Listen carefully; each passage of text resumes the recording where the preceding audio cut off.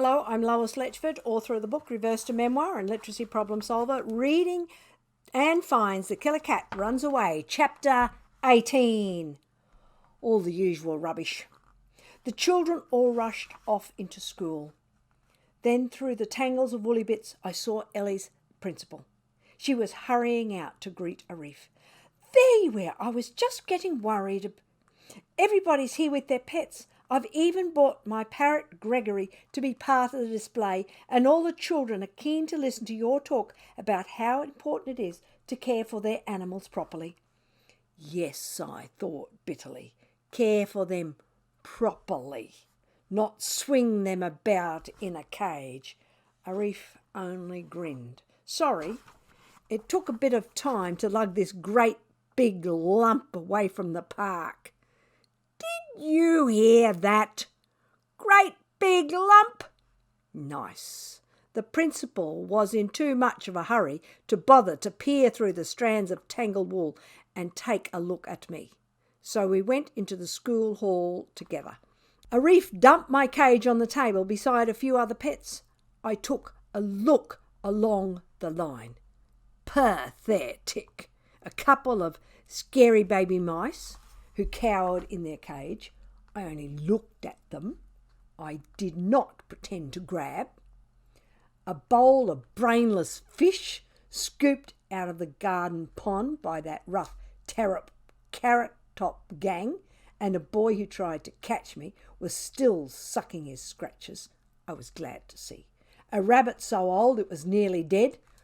Gregory the parrot, at least I guessed it was him. His cage was covered with a cloth. A guinea pig or two, a snake, a family of hamsters, some stupid dog that wasn't even half my size, and two whimpering gerbils. All the usual rubbish. Well, I consoled myself at least. I'm bound to be the star of the show. After all, Arif was giving the talk, and he brought me. He must have thought the cats were something special. And then Arif started, lifting up each cage and bowl and box in turn along the line. He praised the fish. Nobody's overfed these. They're in quite splendid condition. He cooed over the gerbils, lovely cuddly things, but you must handle them gently. Dogs, it's so important to train them properly. Blah, blah, blah. On and on and on about how to care for your pets. Try this, Arif. Don't swing them in a cage. His talk was so boring. All that stuff you've heard a million times before about keeping the cage clean and making sure all those pathetic pets who can't look after themselves have nice fresh water. Tip from myself. Save all the trouble. Get a cat. I could have yowled, but I was determined not to make a single kittenish meow in case he got annoyed and shoved me under the table, out of sight. You see, I hoped that, even though Ellie wasn't there, when Arif finally got to my cage and pulled off the tangles of wool, and someone else from Acacia Avenue would recognise me and shout, "Catnapper! That's Ellie's cat! You have to give him back!" Then I'd be rescued. At last it was my turn. Arif tugged all the bits of wool away from the wires of the cage so everyone could see me better.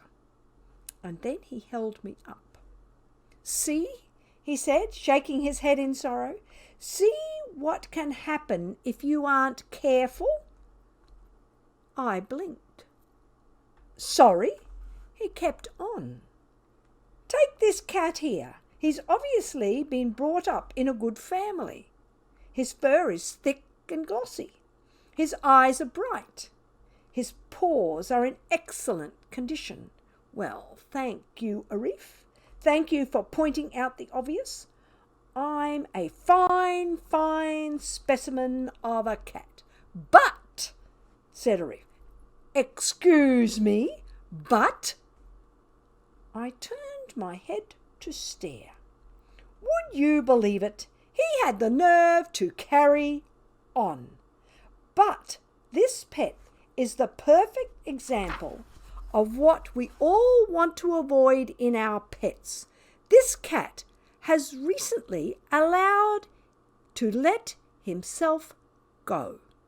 Recently, he has been horribly overfed, and doesn't it show? He swung the cage around so that everyone could gawk at me. Cheek!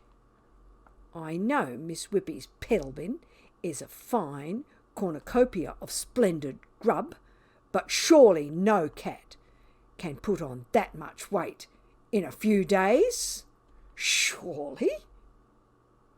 You wouldn't think so to listen to Arif. He was still swinging me about. Look at the size of him. Just look. No doubt this feline fellow has always teetered on the edge of getting tubby. But take a proper look. The cat inside this cage is a dire warning of what can happen if you don't keep tabs on your pet's diet. I hate to say it, but this cat is downright fat.